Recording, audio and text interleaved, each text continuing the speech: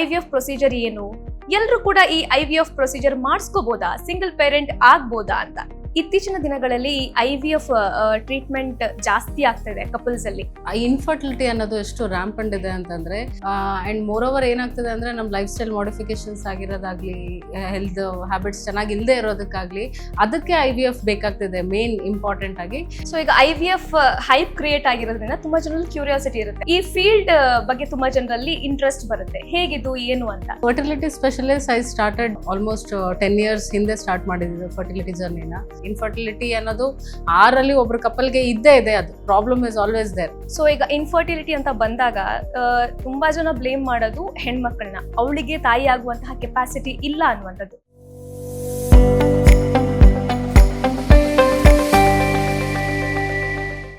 IVF procedure ಏನು, ಎಲ್ಲರೂ ಕೂಡ ಈ IVF ಪ್ರೊಸೀಜರ್ ಮಾಡಿಸ್ಕೋಬಹುದಾ, ಸಿಂಗಲ್ ಪೇರೆಂಟ್ ಆಗ್ಬೋದಾ ಅಂತ. ಸೊ ಇದ್ರ ಬಗ್ಗೆ ಇರುವಂತಹ ಗೊಂದಲಗಳನ್ನ ಕ್ಲಿಯರ್ ಮಾಡೋದಿಕ್ಕೆ ಇವತ್ತಿನ ಕಾರ್ಯಕ್ರಮದಲ್ಲಿ ನಮ್ ಜೊತೆಗೆ ಡಾಕ್ಟರ್ ಸುಷ್ಮಾ ಅವರಿದ್ದಾರೆ. ಇವರು ಬನ್ನೇರ್ಘಟ್ಟ ರಸ್ತೆಯಲ್ಲಿರುವಂತಹ ರೈನ್ಬೋ ಹಾಸ್ಪಿಟಲ್ ನಲ್ಲಿ IVF ತಜ್ಞ ಆಗಿದ್ದಾರೆ. ಹಾಗೆ ನಟಿ ಭಾವನಾ ಅವರಿಗೆ ಕೂಡ IVF ಟ್ರೀಟ್ಮೆಂಟ್ ನೀಡಿರುವಂತಹ ವೈದ್ಯರು ಇವರು. ಸೊ ಬನ್ನಿ ಅವ್ರನ್ನ ಮಾತಾಡಿಸ್ತಾ ಹೋಗೋಣ. ಹಾಯ್ ಮ್ಯಾಮ್, ಬಾಸ್ ಟಿವಿಗೆ ಸ್ವಾಗತ. Thank you. ಮೊದಲ ಪ್ರಶ್ನೆ ಏನು ಅಂತ ಹೇಳಿದ್ರೆ, ಇತ್ತೀಚಿನ ದಿನಗಳಲ್ಲಿ IVF ಟ್ರೀಟ್ಮೆಂಟ್ ಜಾಸ್ತಿ ಆಗ್ತಾ ಇದೆ ಕಪಲ್ಸ್ ಅಲ್ಲಿ.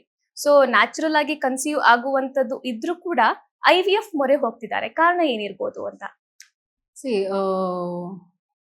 ಇನ್ಫರ್ಟಿಲಿಟಿ ಅನ್ನೋದು ಎಷ್ಟು ರ್ಯಾಂಪಂಡ್ ಇದೆ ಅಂತಂದ್ರೆ, ಈಗ ಎವ್ರಿ 6 ಕಪಲ್ ಅಂದ್ರೆ 6 ಕಪಲ್ ಅಲ್ಲಿ 1 ಕಪಲ್ಗೆ ಇನ್ಫರ್ಟಿಲಿಟಿ ಆಗ್ತಾ ಇದೆ. ಅಷ್ಟು ಸಿವಿಯಾರಿಟಿ ಇದೆ ಇನ್ಫರ್ಟಿಲಿಟಿದು.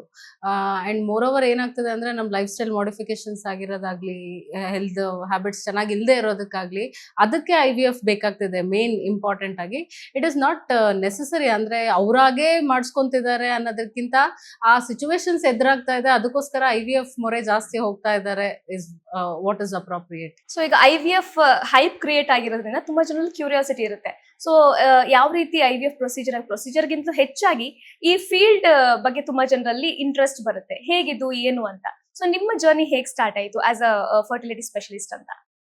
Fertility specialist I started I think almost 10 years ಹಿಂದೆ ಸ್ಟಾರ್ಟ್ ಮಾಡಿದ್ದು ಫರ್ಟಿಲಿಟಿ ಜರ್ನಿನ.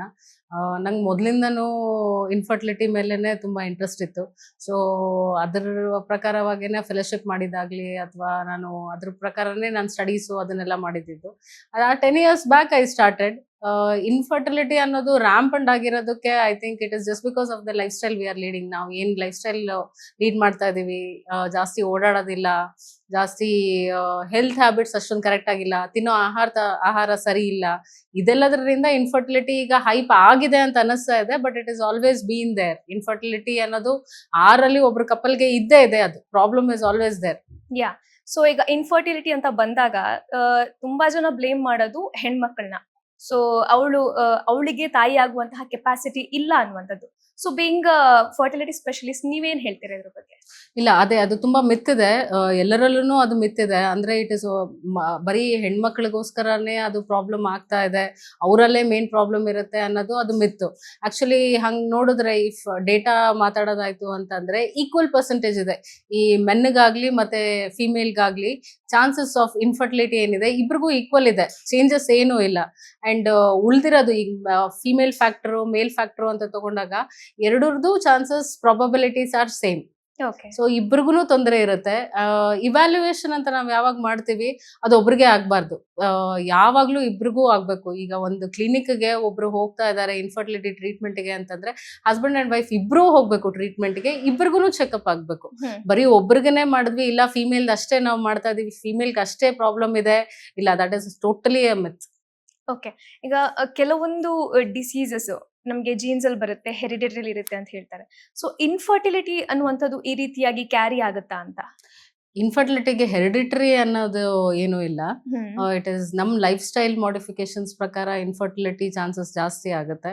ಅಂಡ್ ಕೆಲವೊಬ್ಬರಿಗೆ ಪ್ರಿಮೆಚೂರ್ಡ್ ಓವೇರಿಯನ್ ಫೇಲಿಯರ್ ಅಂತ ನಾವು ಹೇಳ್ತೀವಿ. ಅಂತಂದ್ರೆ ಅವರಿಗೆ ಋತು ಬೇಗ ನಿಂತೋಗೋದು, ಪ್ರಿಮೆಚೂರ್ ಆಗಿ ಓವರಿ ಫೇಲ್ ಆಗುವಂಥದ್ದು ಅಂಥದ್ದೆಲ್ಲ ಆಗುತ್ತೆ. ಆದ್ರೆ ಇಟ್ ಇಸ್ ನಾಟ್ ಹೆರಿಡಿಟರಿ ಇಂದ ಆಗುತ್ತೆ, ನಾಟ್ ಲೈಕ್ ದಟ್. ಓಕೆ. ಇನ್ನು ಭಾವನಾ ಅವ್ರ ಬಗ್ಗೆ ಮಾತಾಡೋದಾದ್ರೆ, ಸೊ ಅವರು ಪೋಸ್ಟ್ ಹಾಕಿದ ತಕ್ಷಣ ಎಲ್ಲರಲ್ಲೂ ಒಂದು ಸರ್ಪ್ರೈಸ್ ಕ್ರಿಯೇಟ್ ಆಯ್ತು, ಹೇಗಪ್ಪ ಇದು ಸಾಧ್ಯ ಆಯ್ತು ಅಂತ. ಸೊ ಈಗ ಅವ್ರು 6 ತಿಂಗಳ ತುಂಬು ಗರ್ಭಿಣಿ. ಸೊ ಅವರ ಖುಷಿಗೆ ನೀವು ಕಾರಣ ಆಗಿದ್ದೀರಾ ಅಂಡ್ ನಿಮ್ಮ ಬಗ್ಗೆ ಅವರು ಪೋಸ್ಟ್ ಅಲ್ಲಿ ಕೂಡ ಮೆನ್ಷನ್ ಮಾಡಿದ್ದಾರೆ. ಸೊ ಏನ್ ಹೇಳಕ್ ಇಷ್ಟಪಡ್ತೀರಾ?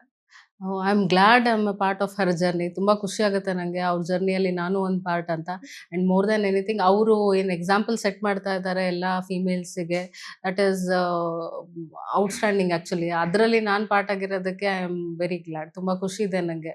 ಭಾವನಾ ಮ್ಯಾಮ್ ಇಂಟರ್ವ್ಯೂ ಮಾಡಿದಾಗ ಹೇಳ್ತಾ ಇದ್ರು, ನಾನು ಇದಕ್ಕಿಂತ ಮುಂಚೆ ತುಂಬಾ ಜನ ಗೈನಾಕ್ಸ್ ನ ಕನ್ಸಲ್ಟ್ ಮಾಡಿದೆ, ಬಟ್ ಎಲ್ಲೂ ನಂಗೆ ರಿಸಲ್ಟ್ ಸಿಗ್ಲಿಲ್ಲ, ಆಮೇಲೆ ನಿಮ್ಮನ್ನ ನಾನು ಭೇಟಿ ಆದೆ ಅಂತ ಹೇಳ್ಬಿಟ್ಟು.